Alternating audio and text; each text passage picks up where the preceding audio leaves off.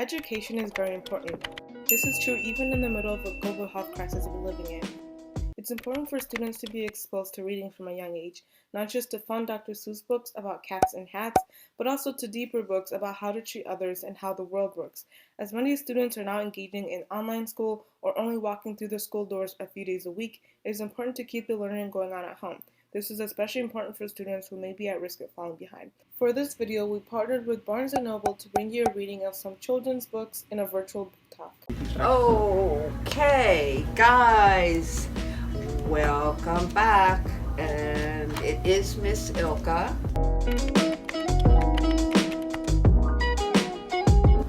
And we're going to read first Wild About Books. I miss you all, but I hope you're all listening. At first, all the animals were watching from a distance because the bookmobile came. I mean, it went right into the zoo, and that was in 2002. But Molly, she's the librarian.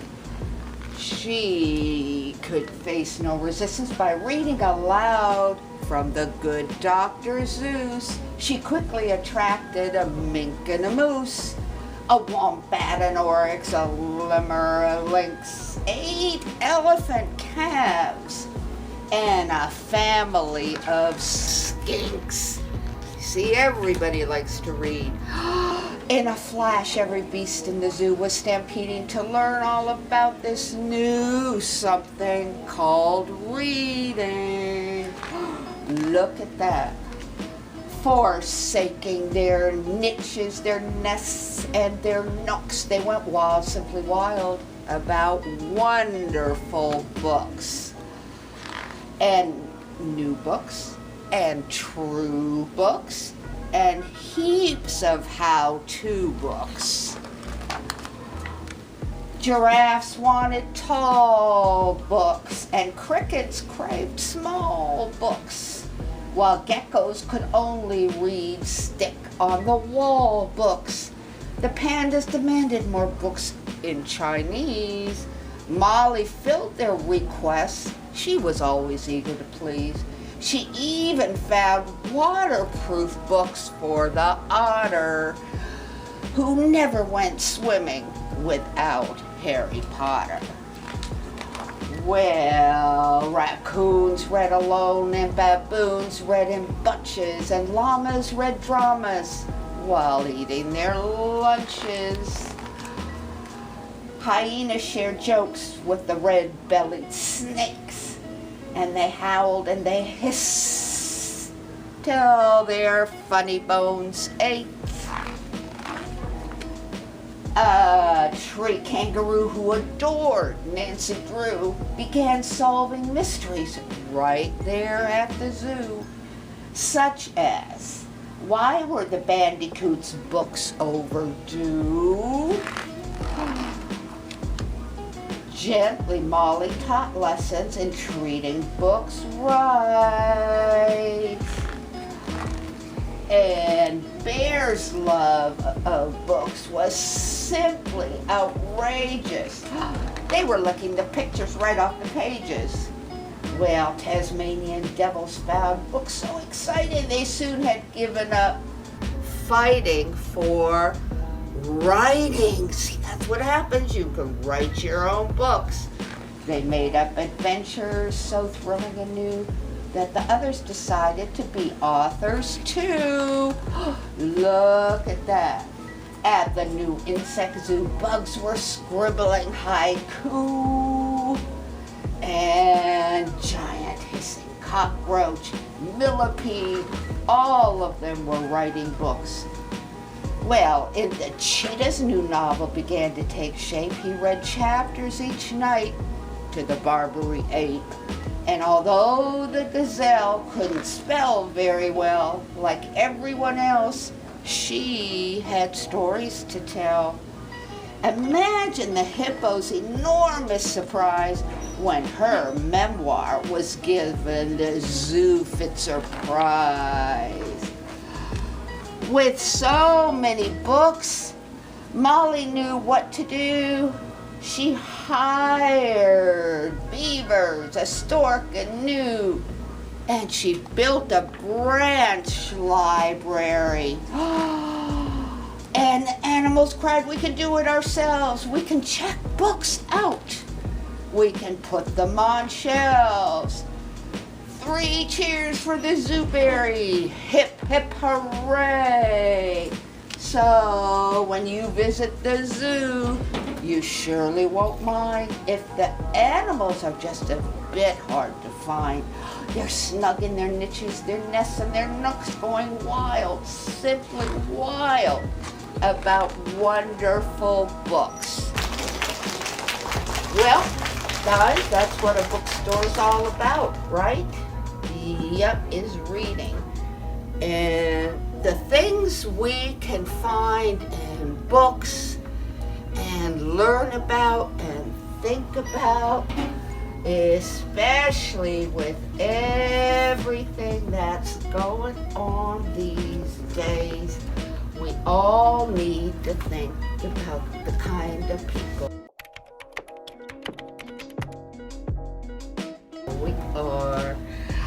And everyone around us deserves us to think about these things. And I promise, this was written by LeBron James.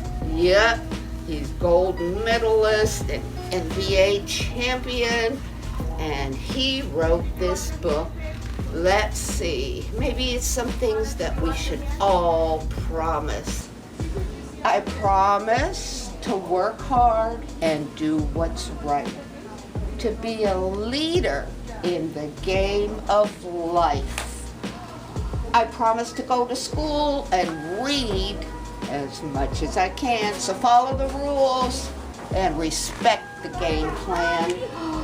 I promise to run full court and show up each time, to get right back up and let my magic shine. I promise to be open and try new things and enjoy the happy that change can bring. Yep, think about it.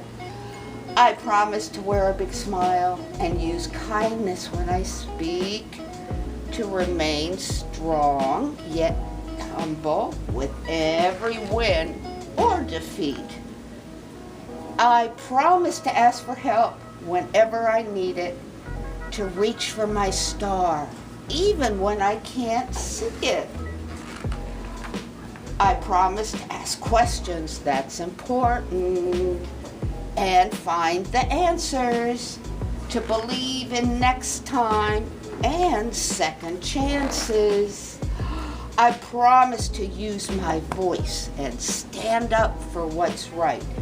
And when things get tough, to keep up the fight. I promise to stand tall, rise up, and give all that I've got, to throw the alley-oop and uplift others on the spot.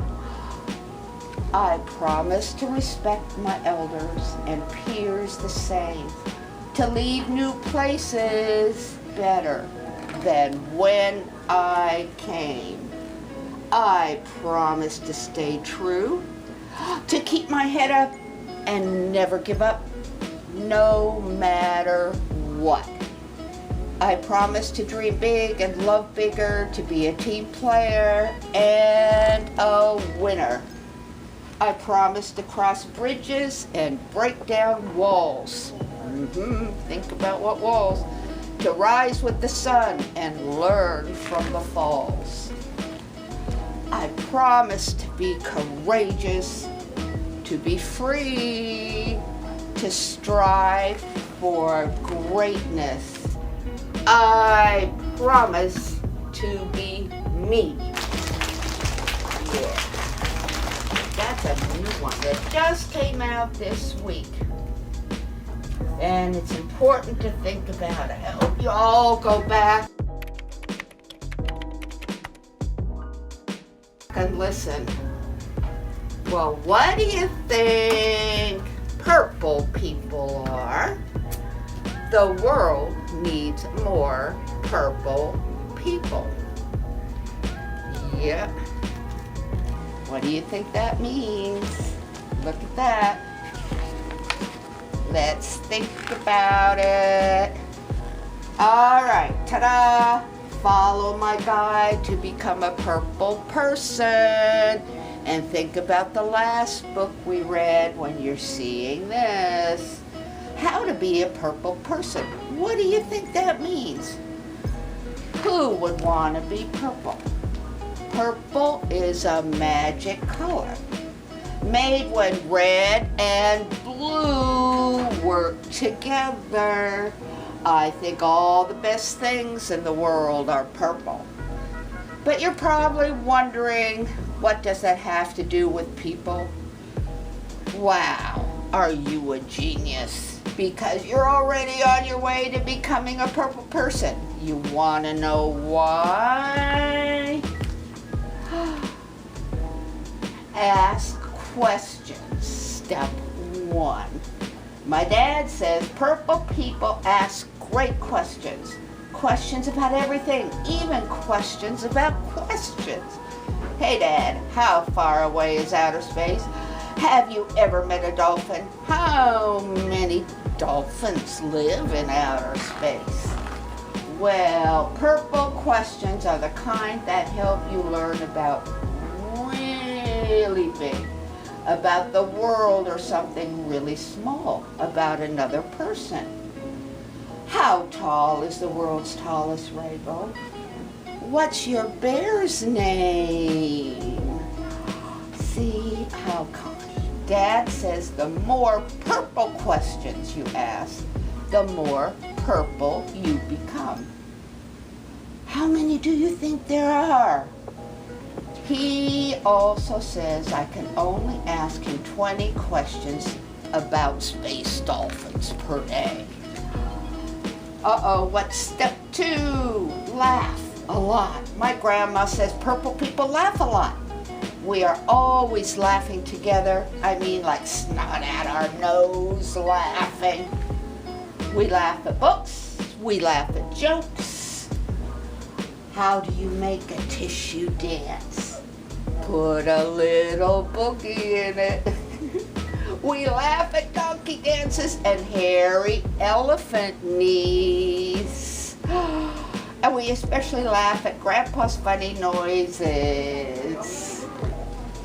Yeah, the donkey and the elephant. We laugh.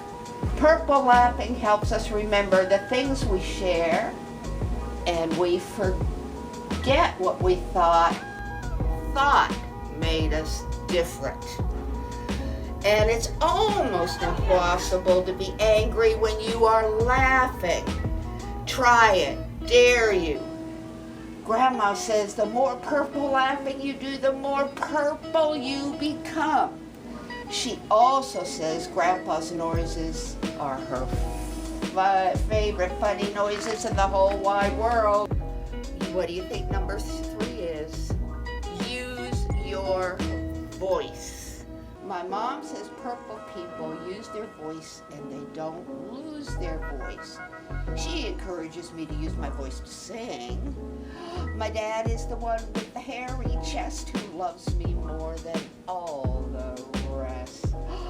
To give good ideas.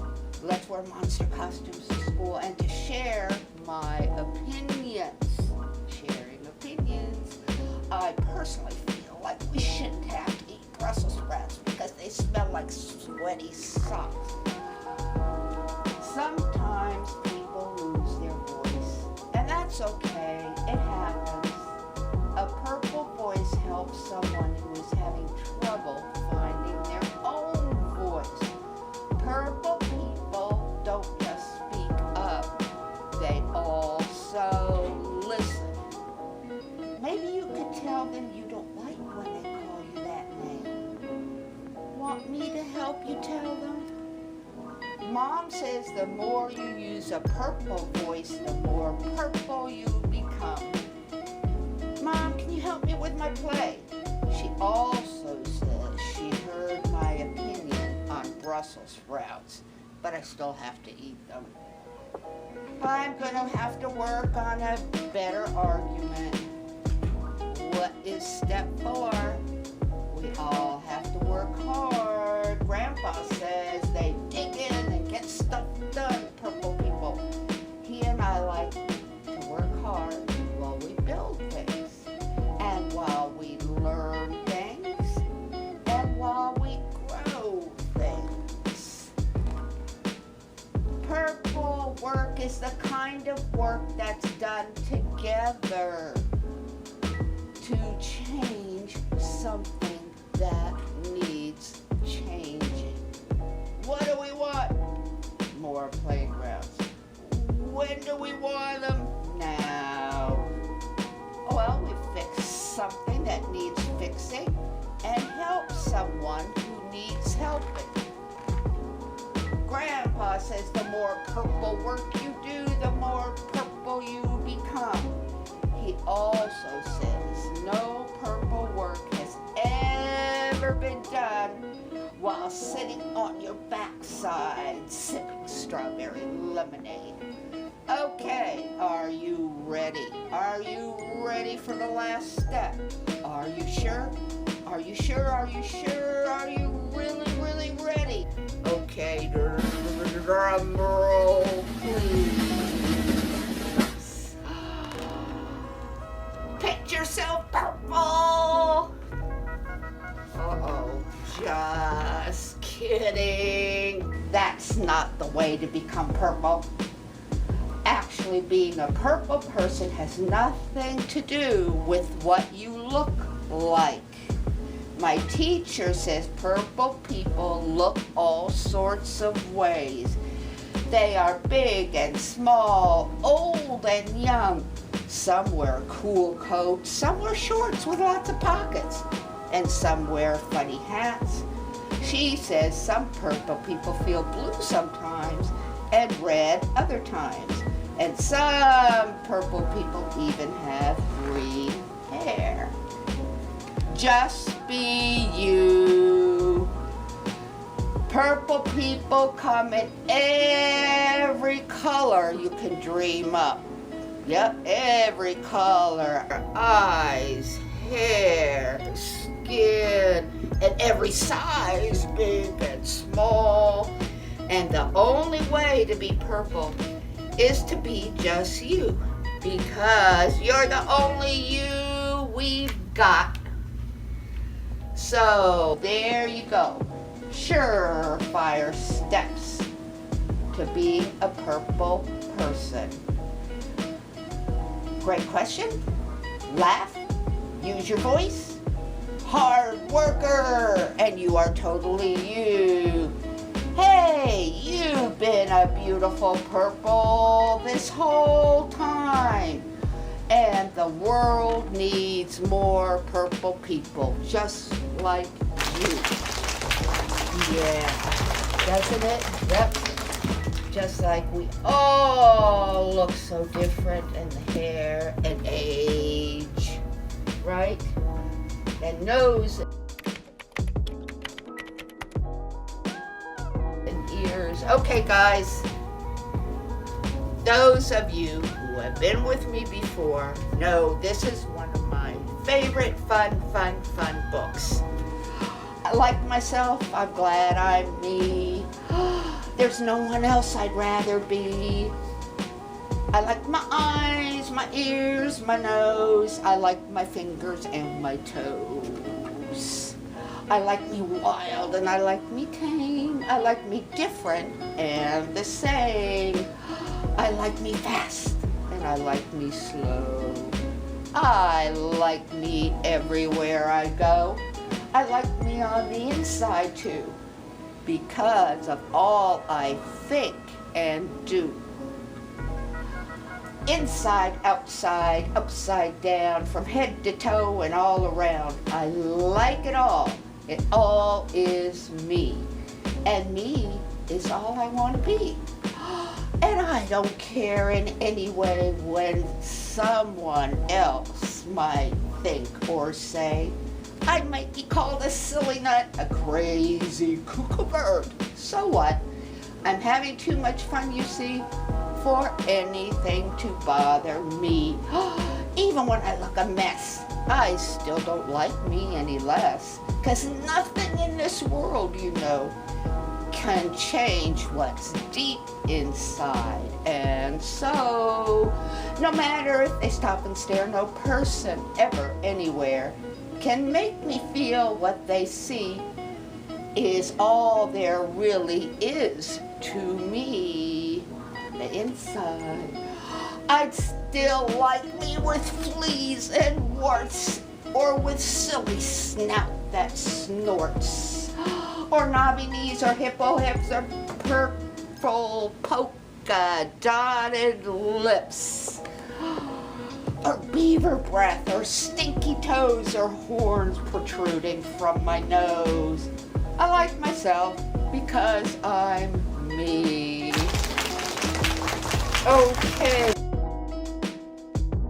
guys, I'd like to talk a little bit to all of you and moms and dads and everybody about why it's important. Why a bookstore? Why a bookstore, guys? Well, you know what? Because in a bookstore, we don't ban any books. People with all kinds of things that they like and don't like, and all different opinions on everything they have.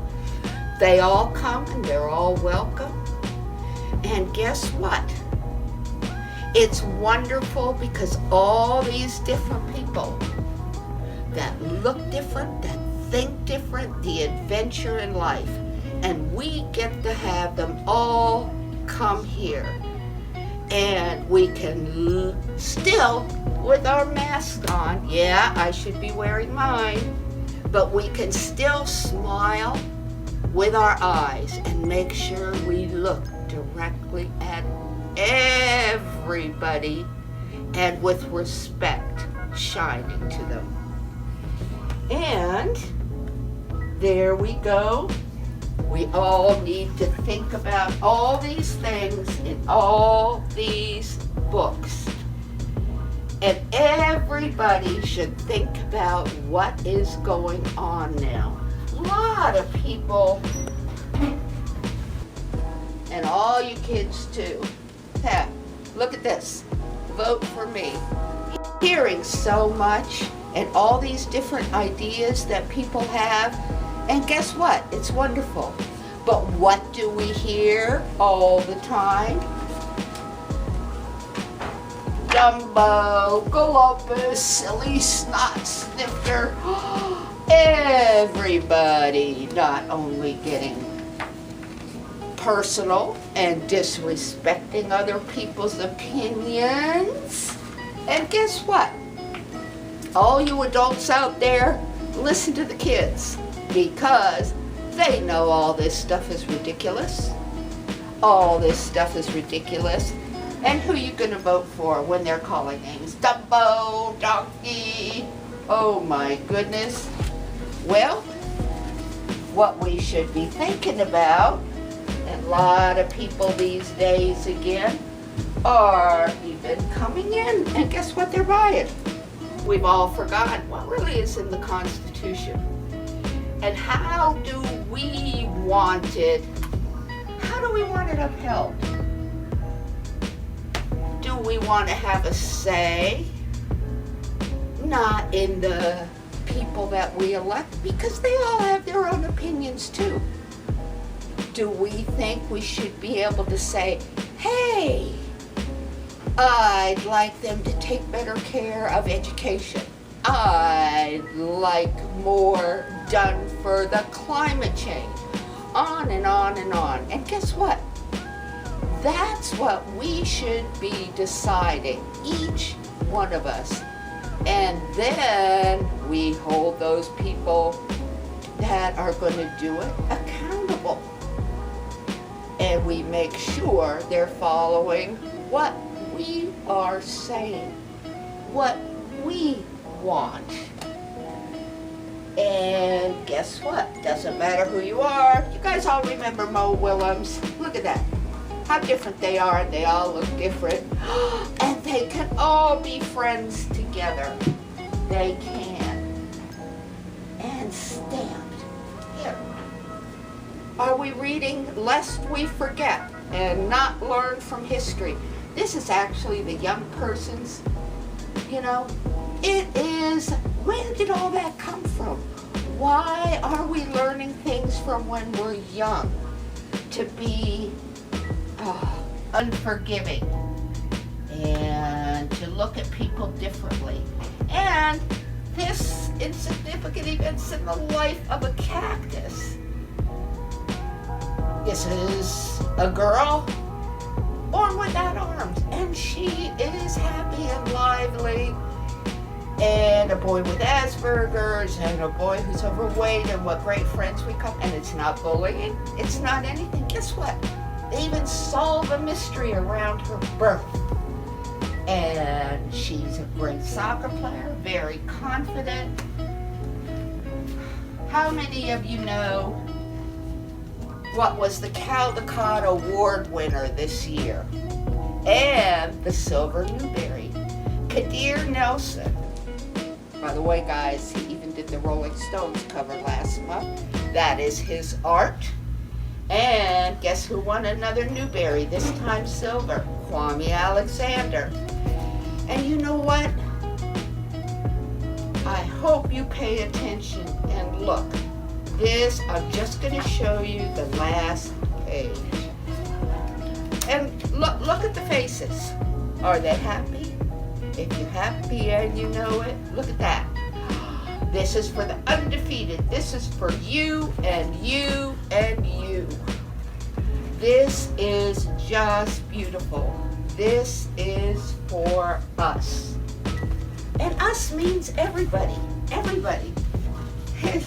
I learned something from a 2-year-old when I say every 2.5-year-old, almost 50 years ago. That has made me think forever.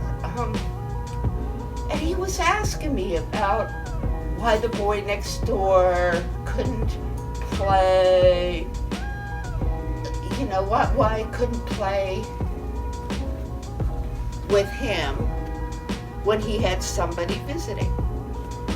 And what he decided was, well, he told me, and he said, well, Mom, I have blonde hair and Leslie, my sister, has black hair. I have blue eyes and my sister, Leslie, has brown eyes. Well, I have white skin with freckles and Roger has black skin. Isn't that the same thing? Well, now let's turn that attitude into everything else. Everybody has different colored hair. Everybody has different colored eyes. Everybody has different colored skin. Does that make us different in any way?